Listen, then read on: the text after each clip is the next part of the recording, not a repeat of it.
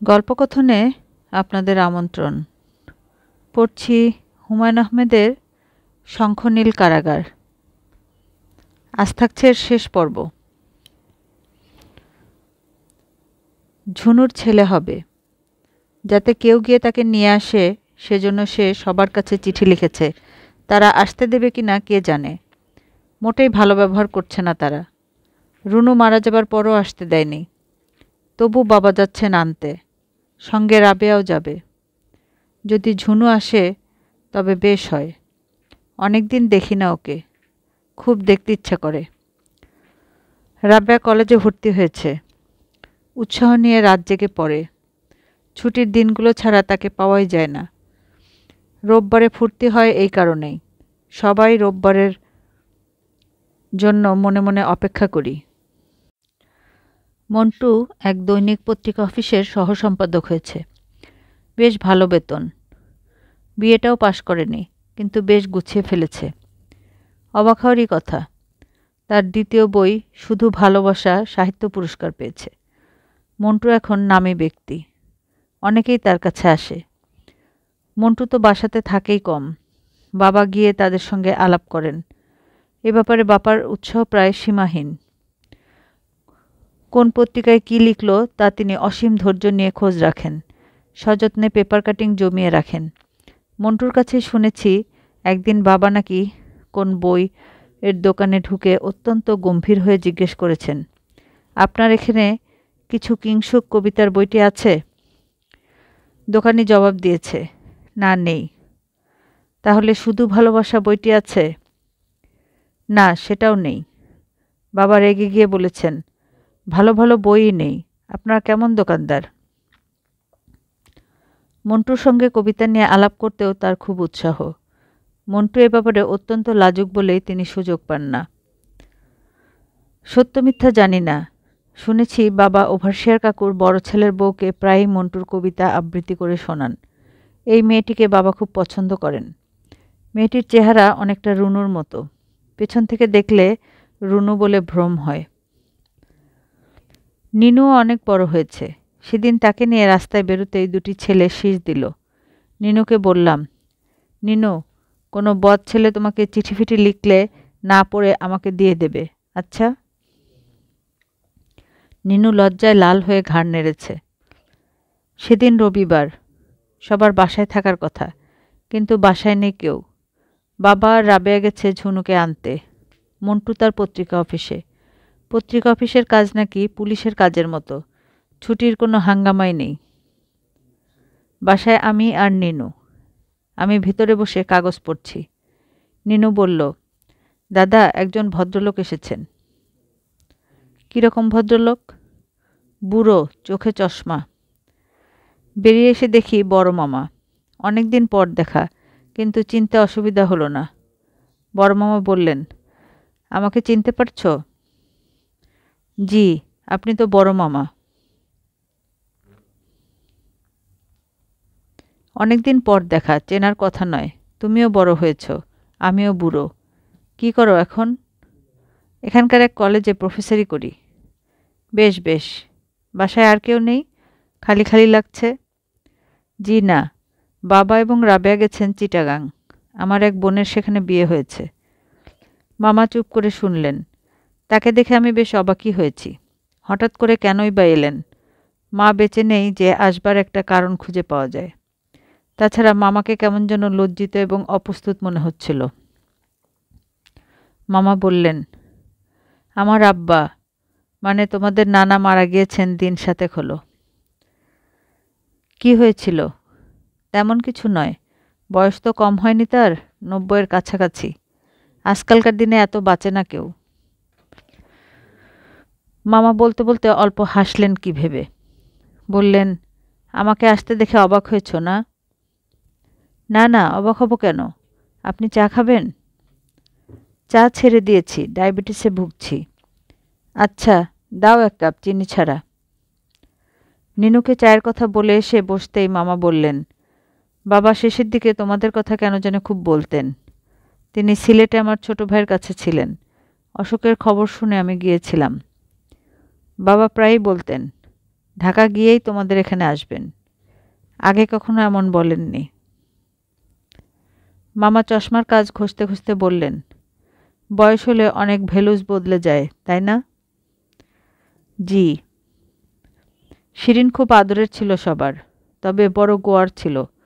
জানো তো, মেয়েদের দুটি জিনিস খুব খারাপ, একটি হচ্ছে সাহস, অন্যটি গোয়ার তুমি।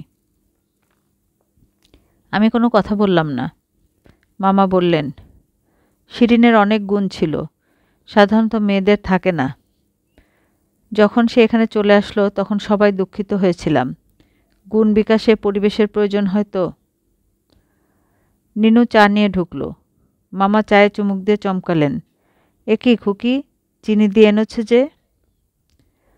নিনু আধ হাত জিভ বের করে ফেলল। মামা বললেন, ঠিক আছে ঠিক আছে, একদিন একটু অনিয়ম হোক না হয় হোক। তোমার এই ভাই শুনেছি খুব নাম করেছে। আমি ঠিক চিনতাম না, কিটকি আমাকে বলল। কিটকি আমার ভাগ্নি, চিনেছ? হ্যাঁ। তোমার বাবা আসলে সবাইকে নিয়ে যাবে আমাদের বাসায়। আমি নিয়ে যাব। তোমার মার অনেক গয়না ছিল, সব ফেলে এসেছিল, সেগুলোও নিয়ে আসবে। মামা নিনুকে কাছে ডেকে আদর করতে লাগলেন। ফুলের মতো মেয়ে, তুমি যাবে মা আমার বাসায়? তোমাকে একটা জিনিস দিব। কি জিনিস? একটা ময়ূর, হিল ট্র্যাক থাকে, এক বন্ধু আমাকে দিয়েছিল। পেখম হয়? হয় বোধ করি, আমি অবশ্য পেখম হতে দেখিনি। আমি বললাম, মামা, মার একটা পুরনো রেকর্ড ছিল নাকি? হ্যাঁ হ্যাঁ, আছে এখনো।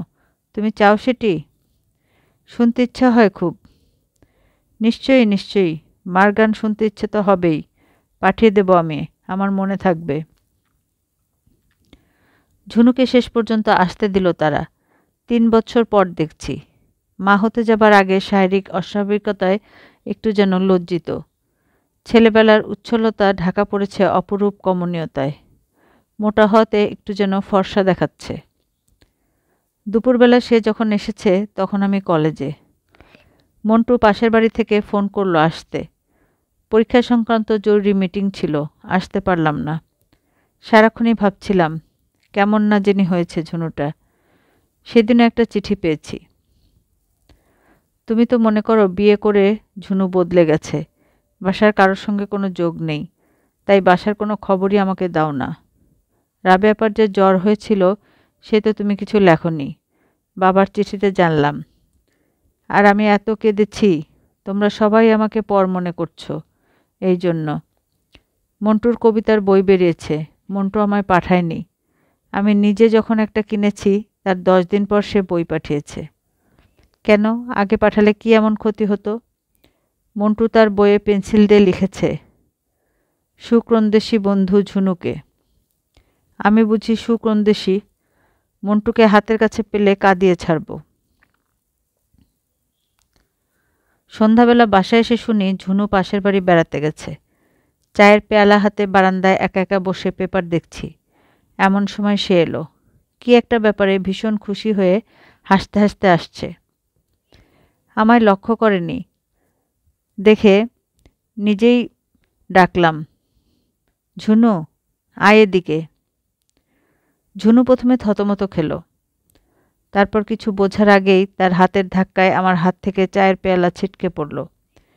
এবং প্রথমেই যা বুঝতে পারলাম তা হচ্ছে ঝুনুটা আমায় জড়িয়ে ধরে ব্যাকুল হয়ে কাঁদছে। প্রথম উচ্ছ্বাসটা কাটল অল্পক্ষণেই, কান্না থামল না। অনেক দিন পর প্রিয় জায়গায় ফিরে আসা, রুনুর মৃত্যু, নিজের জীবনের অশান্তি, সব মিলিয়ে যে কান্না, তা একটু দীর্ঘস্থায়ী তো হবেই। আমি বললাম, ঝুনু, চা খা, তারপর আবার কান্না শুরু কর। মন্টু তোকে সুকন্দিসী কি আর শুধু শুধু লিখেছে? কাঁদুক, ঝুনু কাঁদুক। অনেক দিন এ বাড়িতে কেউ কাঁদে না। সেই কবে রুনু মারা গেল, খুব কাঁদল সবাই। বাবা গলা ছেড়ে কাঁদলেন। মন্টু আর রাবেয়া ছেলে মানুষের মতো কাঁদল। নিনু চুপি চুপি আমার গলা জড়িয়ে ধরে কাঁদতে কাঁদতে ঘুমিয়ে পড়ল। তারপর আর এ বাড়িতে কান্না কই। নিনু পর্যন্ত ভুলেও কাঁদে না। রাবেয়া হয়তো কাঁদে, আমার তা কখনো চোখে পড়ে না। কাঁদুক ঝুনু। আমি দেখি তাকিয়ে তাকিয়ে সুকন্দিসী ঝুনুকে। ঝুনুর সঙ্গে সঙ্গে মনে হলো পুরনো দিনগুলো যেন ফিরে এসেছে। আগের মতো হইহল্লা হতে লাগলো। নিনুর চুল ঘন হয়ে উঠবে বলে একদিন ঝুনু মহা উৎসাহে নিনুর মাথা মুড়িয়ে দিল। নিনু তার কাটা চুল লুকিয়ে রাখল তার পুতুলের বাক্সে। এই নিয়ে ফুর্তি হলো খুব। মন্টু ছড়া লিখল একটা, নিনুর চুল। নিজের পত্রিকায় ছবি দিয়ে ছাপিয়ে ফেলল সেটি। নিনুও মন্টুর খাতায় গোপনে লিখে রাখল, মন্টু ভাই একটা বোকা, রোজ খায় তেলাপোকা। ঝুনু সবাইকে একদিন সিনেমা দেখালো। রোববার পিকনিক হলো আম গাছের তলায়। সময় কাটতে লাগলো বড় সুখে। সেদিন সন্ধ্যাবেলা মাথার যন্ত্রণায় অস্থির হয়ে শুয়ে আছি। ঝুনু এসে বলল, মাথায় হাত বুলিয়ে দেব দাদা? না, এমনি সারবে। আহা দিই না একটু। ঝুনু বসলো মাথার কাছে। মনে হলো কিছু বলবে। চুপ করে অপেক্ষা করছি। ঝুনু ইতস্তত হয়ে বলল, আচ্ছা দাদা, হাসপাতালে নাকি ছেলে বদল হয়ে যায়। ছেলে বদল কীরকম? অবাক হয়ে তাকাই আমি। ওভারসিয়ার চাচার ছেলের বউ বলছিল হাসপাতালে নাকি ছেলে মেয়েদের নম্বর দিয়ে সব এক জায়গায় রাখে। নম্বরের গণ্ডগোল হলেই একজনের ছেলে আরেকজনের কাছে যায়। হেসে ফেললাম আমি। বললাম, এই দুশ্চিন্তাতেই মরছিস? পাগল আর কি। না দাদা, সত্যি। ওর এক বন্ধুর নাকি টুকটুকে ফর্সা এক ছেলে হয়েছিল। রিলিজের সময় যে ছেলে এনে দিল সেটি নিগ্রোর চেয়েও কালো। হাসপাতালে যেতে না চাস, বাসায় ব্যবস্থা করা যাবে। তবে এগুলো খুব বাজে কথা ঝুনু। দুজনেই চুপচাপ থাকি। বুঝতে পারছি ঝুনুর ছেলের কথা বলতে ইচ্ছে হচ্ছে। নিজেই জিজ্ঞেস করি, ছেলে হলে কি নাম রাখবি ঝুনু? যাও বল শুনি। একটা তো ভেবেছিস মনে মনে। আমি যেটা ভেবেছি সেটা খুব বাজে, পুরনো। কি সেটি? হুম, বল না শুনি কেমন নাম। কিংসুক। এই বুঝি তোর পুরনো নাম? যাও দাদা, শুধু ঠাট্টা। মেয়ে হলে কি রাখবি? মেয়ে হলে রাখবো রাখি। চমৎকার। রাখি নামে আমার এক বন্ধু ছিল। এত ভালো মেয়ে, এখন ডাক্তার। আমিও আমার মেয়েকে ডাক্তারি পড়াবো দাদা। আমার অসুখ বিসুখ হলে আর চিন্তাই নেই, ভাগ্নিকে খবর দিলেই হলো। আচ্ছা দাদা, ইরিত্রা নামটা তোমার কেমন লাগে? নতুন ধরনের নাম, আধুনিক। মন্টু বলছে ইরিত্রা রাখতে। দুটি নামই আমার ভালো লাগে, কি করব বলো তো দাদা? 2 নম্বর মেয়ের নাম ইরিত্রা রাখ। না, 2 নম্বর মেয়ের নাম রাখবো রুনু। রুনু? হ্যাঁ, তাহলে রুনুর মতো লক্ষ্মী মেয়ে হবে। একটুক্ষণ থেমে ঝুনু কাতর গলায় বলল, রুনুর কথা বড় মনে হয় দাদা। ওকে বড় দেখতে ইচ্ছে করে। রুনুকে আমারও বড় দেখতে ইচ্ছে করে। মাঝে মাঝে রুনুর ফটোর দিকে তাকিয়ে থাকি। পাতলা ঠোঁট চেপে হাসির ভঙ্গিমায় তোলা ছবি। বড় বড় চোখ, বাচ্চা ছেলেদের চোখের মতো চোখ। সব মিলিয়ে কেন যেন ভারী করুণ মনে হয়। অনেকক্ষণ তাকিয়ে থাকলে বুকের ভিতর ব্যথা বোধ হয়।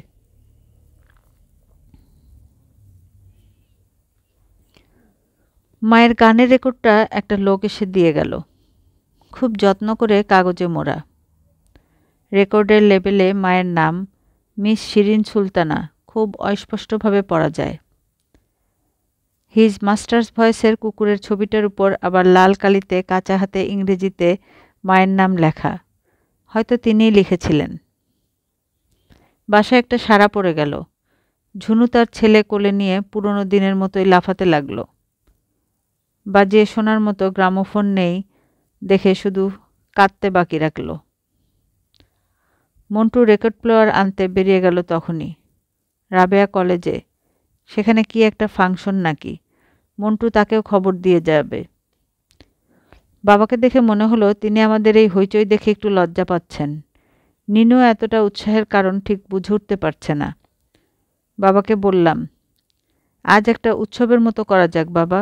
খুব ঘরোয়াভাবে সন্ধ্যার পর মায়ের কথা আলোচনা হবে। তারপর ঘুমোতে জাগার আগে রেকর্ড বাজানো হবে। বাবা সংকুচিতভাবে বললেন, এসবের চেয়ে তো মিলাদ টিলাদ। ঝুনু সঙ্গে সঙ্গে বাতিল করে বলল, সে পরে হবে, আজ দাদা যা বলছে তাই হোক। বাবা জুতো পরে ফুল আনতে চলে গেলেন। ফুলের মালায় মায়ের ছবি সাজানো হবে। ঝুনু বলল, বাবা একটু ধূপ এনো, না পেলে আগরবাতি। আমি রেকর্ডটা লুকিয়ে ফেললাম যাতে আগেভাগে কেউ শুনে ফেলতে না পারে। কিটকিকে টেলিফোন করলাম পাশের বাসা থেকে। হ্যালো কিটকি, আমি বুঝতে পারছি আপনি কে। কি ব্যাপার? খালাকে নিয়ে আয় না বাসায় একবার। কি ব্যাপার? এসেই শুনবি। আহা বলেন না, একটা ছোটোখাটো ঘরোয়া উৎসব। কিসের উৎসব? আসলেই দেখবি। বলেন না ছাই। মায়ের গাওয়া রেকর্ডটা বাজানো হবে, তাছাড়া তার স্মৃতিতে একটা ঘরোয়া আলোচনা, এই আর কি। বাহ, সুন্দর আইডিয়া তো, আমি আসছি। আচ্ছা কিটকি, মায়ের সঙ্গে তোলা খালার কোনো ছবি আছে? দেখতে হবে, যদি পাস তো। হ্যাঁ, নিয়ে আসবো। কখন আসতে বলছেন? রাত 8টায়। সন্ধ্যাবেলা রাবেয়া রিকশা থেকে পাংশুমুখে নামল। ভীত গলায় বলল, বাসায় কিছু হয়েছে? না, কি হবে? আরে মন্টুটা এমন গাধা, কলেজে আমার কাছে স্লিপ পাঠিয়েছে, বাসায় এসো, জরুরি কাজ। আমি তো ভয়ে মরি, না জানি কার কি হলো। না, কি আর হবে, মায়ের রেকর্ডটা দিয়ে গেছে।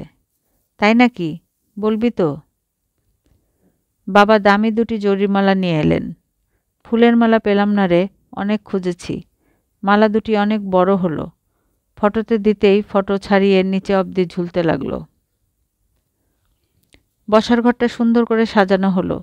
চেয়ার টেবিল সরিয়ে মেঝেতে বিছানা করা হলো। ধূপ পোড়ানো হলো। স্মৃতি হিসেবে মায়ের পার্কার কলমটা রাখা হলো।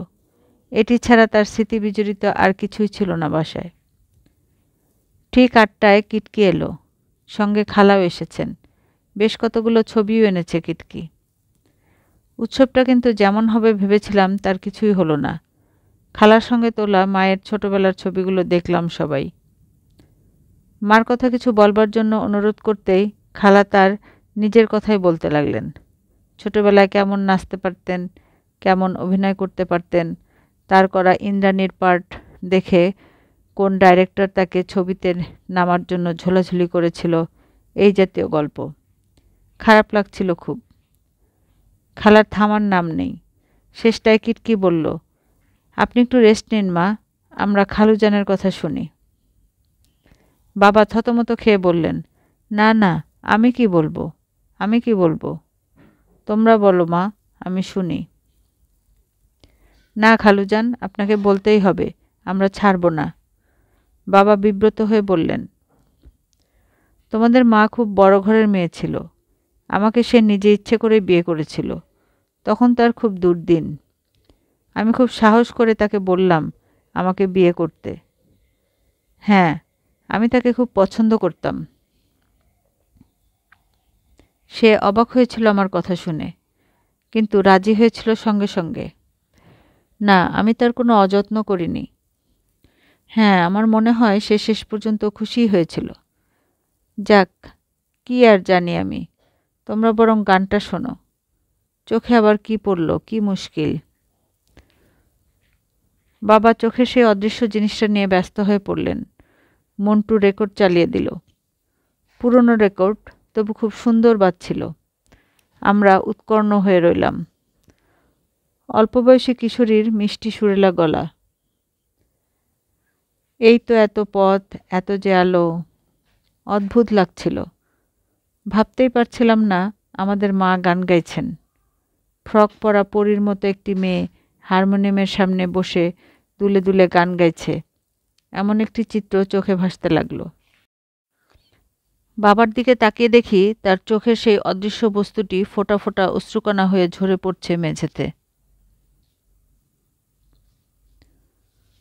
বাবার হঠাৎ কেন যেন শখ হয়েছে রান্নার বই লিখবেন একটি। রকমারি রান্নার কায়দা কানুন নোট বইয়ে লিখে রাখছেন। বাজার থেকে অনেক বইপত্রও কিনে এনেছেন। পুরনো বেগম থেকে ঘেঁটে ঘেঁটে নারকেল ইলিশ বা ছানার ডালনার রন্ধনপ্রণালী অসীম আগ্রহে খাতায় তুলে ফেলেছেন। এ ব্যাপারে তাকে সাহায্য করছে নিনু আর ওভারসিয়ার কাকুর ছেলের বউ। মাঝে মাঝে দুই একটি রান্না বাসায়ও রাঁধা হয়। সেদিন যেমন নোয়াপতি মিষ্টি বলে একটা মিষ্টি তৈরি হলো। খেতে ভালো হয়েছে বলায় সে কি ছেলেমানুষি খুশি? ভালোই হয়েছে, কিছু একটা নিয়ে ব্যস্ত থাকছেন। রাবেয়াও তার পড়াশোনা নিয়ে ভীষণ ব্যস্ত। তার দেখা পাওয়াই মুশকিল। যদি বলি, আয় রাবেয়া একটু গল্প করি, রাবেয়া আঁতকে ওঠে, দুদিন পরে আমার পরীক্ষা, এখন তোর সাথে আড্ডা দেই, পাগল আর কাকে বলে। মন্টু রাতে বাসায় ফেরাই বন্ধ করে দিয়েছে। কয়েকজন বন্ধু মিলে নাকি এক ঘর ভাড়া করেছে, সেখানে গল্পগুজব হয়। কাজেই বাসায় তার বড় একটা আশা হয় না। হঠাৎ এক আধ দিন আসে, মেহমানের মতো ঘুরে বেড়ায়। বাবাকে গিয়ে বলে, মোট রকম রান্নার জোগাড় হলো বাবা? 112। ও বাবা, এত! একটা রান্না করো না, আজ খাই। কি কি লাগবে বলো, আমি বাজার থেকে নিয়ে আসি। বাবা মন্টুকে নিয়ে মহা উৎসাহে রান্না শুরু করেন। ঝুনু চলে যাবার পরপরই আমি একলা হয়ে পড়েছি। সবাই সবার কাজ নিয়ে ব্যস্ত। বাসায় আমার তেমন কোনো কাজ নেই, শুয়ে বসে সময় কাটাতে হয়। কাজেই আমি দেরি করে বাসায় ফিরি। সেদিন রাত 11টার দিকে ফিরেছি। দেখি রাবেয়া মুখ কালো করে বসে আছে আমার ঘরে। কি হয়েছে রাবেয়া? কিছু হয়নি, তুই হাত মুখ ধুয়ে আয় বলছি। বল শুনি, কি ব্যাপার? তুই কলেজে যাবার পরপরই খালা এসেছিলেন। কি জন্যে? তুই জানিস না কিছু? না তো। কিটকির বিয়ে, আগামীকাল রাতেই সব সেটেল হবে। খালা সবাইকে যেতে বলেছেন, গাড়ি পাঠাবেন। ও, এক রিটায়ার্ড ডিস্ট্রিক্ট জজের ছেলে, ফরেন সার্ভিসে আছে, ফ্রান্সে পোস্টেড, ছুটিতে এসেছে, বিয়ে করে ফিরবে। ম্যানিলাতেই নাকি কিটকির সঙ্গে আলাপ হয়েছিল। ছেলে গিয়েছিল সেখানে কী কারণে যেন। কিটকির সঙ্গে জানাজানি হয়। কিটকিরও ছেলে খুব পছন্দ। এসব আমাকে শুনিয়ে কী লাভ রাবেয়া? কোনো লাভ নেই। না। এরকম হলো কেন? চুপ করে আছিস যে? আমি চুপ করেই রইলাম। আমার কি করার আছে? আমি কি করতে পারতাম? রাবেয়া একদৃষ্টে তাকিয়ে আছে আমার দিকে। কেঁদে ফেলবে কিনা কে জানে। রাবেয়া ফিসফিস করে বলল, আমার আর এখানে থাকতে ভালো লাগছে না। আমি পাশ করলেই বাইরে কোথাও চলে যাব, থাকবো একা একা। আর খোকা শোন। বল।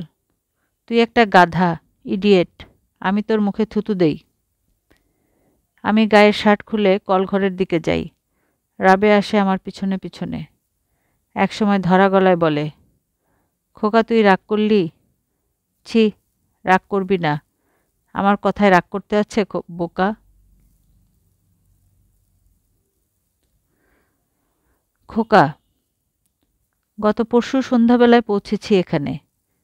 স্টেশন স্কুলের সুপারিনটেনডেন্ট এসেছিলেন নিজেই। ভারী ভালো মানুষ, সারাক্ষণই মা মা বলে ডাকছেন। তার নিজের টাকায় স্কুল, নিজের জমির উপরে দোতলায় স্কুল ঘর, নিজের সমস্ত সঞ্চয় ঢেলে দিয়েছেন বলেই প্রতিটি জিনিসের উপর অসাধারণ মমতা। আর যেহেতু আমি স্কুলের একজন, কাজেই তার ভালোবাসার পাত্রী। ট্রেন থেকে খুব ভয়ে ভয়ে নেমেছিলাম। নতুন জায়গা, কাউকে চিনি না, জানি না, কিন্তু তাকে দেখে সব ভয় কেটে গেল। কাউকে কাউকে দেখলে মনে হয় যেন অনেক দিন আগে তার সঙ্গে গাঢ় পরিচয় ছিল, ঠিক সেরকম। তিনি প্রথমে তার বাসায় নিয়ে গেলেন। বাসায় তিনি আর সুরমা, এই দুটি মাত্র প্রাণী। সুরমা তার মেয়ে। রাতের খাওয়া সেরে তিনি আমাকে হোস্টেলে পৌঁছে দিলেন। 17 জন ছাত্রী থাকে সেখানে। আমি হয়েছি তাদের হোস্টেলে সুপারিনটেনডেন্ট। ছোট্ট একটা লাল ইটের দালান, সামনে গাঁদা ফুলের এক টুকরো বাগান, পিছনেই পুকুর। সমস্ত মন জুড়িয়ে গেছে আমার। খোকা, তোদের সঙ্গে যখন থাকতাম তখন এক ধরনের শান্তি পেয়েছি। এ অন্য ধরনের শান্তি। এখানে মনে হচ্ছে জীবনের সমস্ত বাসনা কামনা কেন্দ্রীভূত হয়ে গেছে। আর বেশি কিছু চাইবার নেই। কাল রাতে ছাদে বসেছিলাম একা একা। কেন যেন মনে হলো একটু কাঁদি নির্জনে। মার কথা ভেবে, রুনুর কথা ভেবে 2-1 ফোঁটা চোখের পানি ফেলি। কিন্তু একটুও কান্না আসলো না। কেন কাঁদব বল? প্রচুর দুঃখ আছে আমার। এত প্রচুর যে কোনো দিন কেউ জানতেও পারবে না। কিন্তু তবু আমি খোকার মতো এমন ভাই পেয়েছি। কিটকির বিয়ে হয়ে যাচ্ছে শুনে যে ভাই আমাকে সান্ত্বনা দিতে আসে। রুনু, ঝুনু, মন্টু, নিনু এরা আমার পারুল বোন, চম্পা ভাই। চারদিকে এমন চাঁদের হাট, কি কোনো দুঃখ থাকে? মন্টু একটি কবিতার বই উৎসর্গ করেছে আমাকে। সবগুলো কবিতা হতাশা আর বেদনা নিয়ে লেখা। আমার ভেতরের সবটুকু সে কি করে দেখে নিল ভেবে অবাক আমি। সেই যে 2টি লাইন, দিতে পারো 100 ফানুস এনে, আজন্ম সলজ্জ সাধ, একদিন আকাশে কিছু ফানুস উড়াই। যেন আমার বুকের ভিতরের সুপ্ত কথাটির সে বলে গেছে। দোয়া করি মস্ত বড় হোক সে। এমন কেন হলো খোকা? সব এমন উল্টে পাল্টে গেল কেন? রুনুটার স্মৃতি কাটার মতো বিঁধে আছে। আমার হোস্টেলের একটি মেয়ে সুশীলা পুরকায়স্থ, অবিকল রুনুর মতো দেখতে। তাকে কাল ডেকে অনেকক্ষণ আদর করেছি। মন্টুর কবিতার বই পড়তে দিয়েছি। সে বেচারি ভারী অবাক হয়েছে। সে তো জানে না তাকে বুকের সঙ্গে মিশিয়ে সারা রাত কাঁদবার কি প্রচণ্ড ইচ্ছাই না হচ্ছে। নিনুটার কথাও মনে হয়। এত অল্প বয়সে কি ভারী কি হয়েছে দেখেছিস? আমি যেদিন চলে আসব সেদিন দুপুরে সে গম্ভীর হয়ে একটা সুটকেস আমার বিছানায় রাখল। আমি বললাম, কিরে নুনু, সুটকেসে কি? কিছু নয়, আমার কাপড় চোপড় আর বই। এটিও তুমি সঙ্গে নেবে। সে কি? এটা নিয়ে কি করব? বাহ, আমিও তো থাকবো তোমার সঙ্গে। কাণ্ড দেখলি মেয়ের? কাউকে কিছু বলেনি, নিজে নিজে সমস্ত গুছিয়ে তৈরি হয়ে রয়েছে, আমার সঙ্গে যাবে। এ সমস্ত দেখলেই মন জুড়িয়ে যায়। মনে হয় কিসের দুঃখ, কিসের কি? মমতার এমন গভীর সমুদ্রে দুঃখ তো টুপ করে ডুবে যাবে। হাসছিস মনে মনে, না? আমিও কবি হয়ে গেলাম কিনা ভেবে। সব মানুষই তো কবি রে খোকা। বাবা কথাই মনে কর না কেন, রাতের বেলা একা একা কলতলায় বসে গান গাইতেন, ও মন মন রে। আমি ঠাট্টা করে বলতাম নৈশ সঙ্গীত। কাজেই আমি বলি সব মানুষই কবি। কেউ কেউ লিখতে পারে, কেউ পারে না। তোর খুব বড়লোক হবার শখ ছিল তাই না খোকা? ঠিক ধরেছি তো? আমি তোকে বড়লোক করে দিই, কেমন? রেজিস্ট্রি করে একটা চেক পাঠাচ্ছি, 2-1 দিনের ভিতরে পেয়ে যাবি। কত টাকা আন্দাজ কর তো? তুই যত ভাবছিস তার চেয়ে অনেক বেশি। চেক পেয়েই জানবি। না রে, ঠাট্টা করছি না। আগের মতো কি আর আছি? ঠাট্টা তামাশা একটুও পারি না এখন। টাকাটা আমি তোকে দিলাম খোকা। আমার আর দেবার মতো কি আছে বল? তোর খুব ধনী হওয়ার শখ ছিল, সেই শখ মেটাতে পারছি বলে ভারী আনন্দ হচ্ছে। খুব যখন ছোট ছিলি তখন একবার ফুটবল কেনার শখ হলো তোর। মার কাছে সাহস করে তো কিছু চাইতি না। আমাকে এসে বললি কানে কানে। আমি টাকা পাবো কোথায়? যা কষ্ট লাগলো। এখন পর্যন্ত বাচ্চা ছেলেদের ফুটবল খেলতে দেখলে বুক ব্যথায় টনটন করে। তোর নিশ্চয় মনে নেই সেসব। সোনা ভাই আমার, এ টাকাটা সমস্তই তোর। যেভাবে ইচ্ছে খরচ করিস। নিনু, ঝুনু, মন্টু আর বাবাকে ভাগ করে দেব ভেবেছিলাম, কিন্তু তাদেরকে দেয়া আর তোকে দেওয়া একই, ভেবে দেইনি। কোত্থেকে পেয়েছি? তুই কি ভাবছিস আগে বল। না রে, চুরি করিনি, আমাকে কেউ ভিক্ষেও দেয়নি। এ আমার নিজের টাকা। মার কথা সময় হলে তোকে বলবো বলেছিলাম না? এখন বলছি, তাহলেই বুঝবি কি করে কি হয়েছে। বাবার সঙ্গে বিয়ের আগে তার আবিদ হোসেনের সঙ্গে বিয়ে হয়েছিল। তাদের একটি মেয়েও হয়েছিল। ছাড়াছাড়ি হয়ে যায়। কি জন্যে তা তোর জানার দরকার নেই। বাবা মাকে বিয়ে করে নিয়ে আসেন পরপরই। বুঝতেই পারছিস আমি হচ্ছি সেই মেয়ে। খুব অবাক না? আমার সেই বাবা ভদ্রলোক এতদিন ঢাকাতেই ছিলেন। সব ছেড়ে ছুড়ে দিয়ে কিছুদিন হলো বাইরে চলে গেছেন। যাবার আগে এই টাকাটা দিয়ে গেছেন আমাকে। সেই লোকটিও ভালো ছিল রে, আসতো প্রায়ই আমাদের বাসায়। দেখিসনি কোনো দিন? নীল রঙের কোট পরতো, গলায় টকটকে লাল রঙের টাই। আমাকে ডাকতো ইমা বলে। গল্পের মতো লাগে না? 11 বছর বয়স থেকেই আমি জানি সব। কেমন লাগে তখন বলতো? তোদের যিনি বাবা, আমি নিজে তাকে বাবা বলেই ভেবেছি, আর তিনি একটুও বুঝতে দেননি কিছু। সেই যে একবার কলেজে আমাকে মা কালী ডাকলো, তোরা সবাই দুঃখিত হলি। বাবা কি করলেন বলতো? তিনি রাতের বেলা আমাকে ডেকে নিয়ে গেলেন বারান্দায়। ইতস্তত করে বললেন, ইয়ে মা, রাখতো এটা। কি বাবা? না একটা ক্রিম, খুব ভালো, 20 টাকা দাম। তাকে দেখি চ্যাপ্টা মুখের বোতল একটা, মুখের উপর লেখা 7 ডে বিউটি প্রোগ্রাম। চোখে পানি এসে গেল আমার। সেই কৌটাটা এখনও আছে আমার কাছে, ভারী মূল্যবান সেটি। যেন বাবা 20 টাকায় 1 কৌটা ভালোবাসা কিনে এনেছেন। জন্মে জন্মে এমন লোককে বাবা হিসেবে পেতে চাই আমি। মানুষ তো কখনো খুব বেশি কিছু চায় না, আমি নিজেও চাইনি। মাঝে মাঝে মনে হয় না চাইতেই তো অনেক কিছু পেয়েছি। কিটকি ভুল করল। কি করবি বল? ভুলে যেতে বলি না, ভুলবি কেন? রুনুকে কি আমরা ভুলতে পারি? না, ভোলা উচিত। কিটকি ভারী ভালো মানুষ, মেয়েটি যেন সুখী হয়। এখনও তো তার বয়স হয়নি, বুঝতেও শেখেনি কিছু। কষ্ট লাগে ভেবে। মার কথা তোর মনে পড়ে খোকা? চেহারা মনে করতে পারিস? আমি কিন্তু পারি না, স্বপ্নেও দেখি না বহুদিন। খুব ইচ্ছে হয় দেখতে। জানি মার প্রতি তোদের সবার একটা অভিমান আছে। তোদের ধারণা মা কাউকে ভালোবাসতে পারেনি। হয়তো সত্যি, হয়তো সত্যি নয়। ছোট খালা একদিন মাকে জিজ্ঞেস করেছিল, শিরিন, তুমি তোমার ছেলেমেয়েদের একটু দেখতে পারো না? মা জবাবে হেসে বলেছেন, এদের এমন করে তৈরি করে দিচ্ছি যাতে ভালোবাসার অভাবে কখনো কষ্ট না পায়। মা বড় দুঃখী ছিল রে খোকা। মেয়ে মানুষের দুঃখ তো বলে বেড়াবার নয়, ঢেকে রাখবার। চিরদিন তিনি তাই রেখে গেছেন, তোরা জানতেও পারিসনি।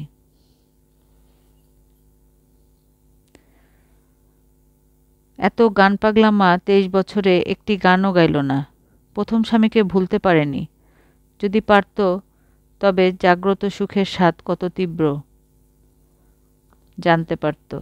যাই হোক, যা চলে গেছে তা গেছে। যারা বেঁচে আছে তাদের কথাই ভাবি। কিছুক্ষণ আগে নিচে ঘন্টা দিয়েছে, খেতে যাবার সংকেত। আমার খাবার ঘরেই দিয়ে যায়, তবু নিচে গিয়ে একবার দেখে আসি। আজ আর খাবো না, শরীরটা ভালো নেই, একটু যেন জ্বর জ্বর লাগছে। মাঝে মাঝে অসুখ হলে মন্দ লাগে না। অসুখ হলেই অনেক ধরনের চিন্তা আসে, যেগুলো অন্য সময় আসে না। হোস্টেলের খুব কাছ দিয়ে নদী বয়ে গিয়েছে, সুন্দর নাম। এই মুহূর্তে মনে আসছে না। রাতের বেলা সার্চলাইট ফেলে ফেলে লঞ্চ যায়, বেশ লাগে দেখতে। দেখতে পাচ্ছি লঞ্চ যাচ্ছে আলো ফেলে। তোরা ঢাকা থেকে তো এসব দেখবি না। আজ এই পর্যন্ত থাক, শরীরের দিকে লক্ষ্য রাখিস। বাজে সিগারেট টানবি না, কম খাবি, কিন্তু দামি হতে হবে। টাকার ভাবনা তো নেই। ছোটবেলা চুমু খেতাম তোর কপালে, এখন তো বড় হয়ে গেছিস, তবু দূর থেকে চুমু খাচ্ছি। তোর রাবে আপা। ঠিকানা: সুপারিনটেনডেন্ট গার্লস হোস্টেল, আদর্শ হাই স্কুল, জেলা ময়মনসিংহ। গভীর রাতে ঘুম ভেঙে যায় প্রায়ই। ছাড়া ছাড়া অর্থহীন স্বপ্ন দেখতে দেখতে হঠাৎ জেগে উঠি। পরিচিত বিছানায় শুয়ে আছি, এই ধারণা মনে আসতেও সময় লাগে। মাথার কাছে জানালা মনে হয় সরে গিয়েছে পায়ের কাছে। তৃষ্ণা বোধ হয়। টেবিলে ঢাকা দেওয়া পানির গ্লাস হাত বাড়িয়ে টেনে নিলেই হয়, অথচ ইচ্ছা হয় না। কোনো কোনো রাতে অপূর্ব জ্যোৎস্না হয়, সারা ঘর নরম আলোয় ভাসতে থাকে। ভাবি, একা একা বেড়ালে বেশ হতো। আবার চাদর মুড়ি দিয়ে নিজেকে গুটিয়ে ফেলি, যেন বাইরের উথাল পাথাল চাঁদের আলোর সঙ্গে আমার কোনো যোগ নেই। মাঝে মাঝে বৃষ্টি নামে, একঘেয়ে কান্নার সুরের মতো সে শব্দ। আমি কান পেতে শুনি। বাতাসে জাম গাছের পাতায় সরসর শব্দ হয়। সব মিলিয়ে হৃদয়ে হাহা করে ওঠে। আদিগন্ত বিস্তৃত শূন্যতায় কি বিপুল বিষণ্ণতায় না অনুভব করি। জানালার ওপাশে অন্ধকার থেকে আমার সঙ্গীরা আমায় ডাকে। একদিন যাদের সঙ্গ পেয়ে আজ নিঃসঙ্গতায় ডুবেছি।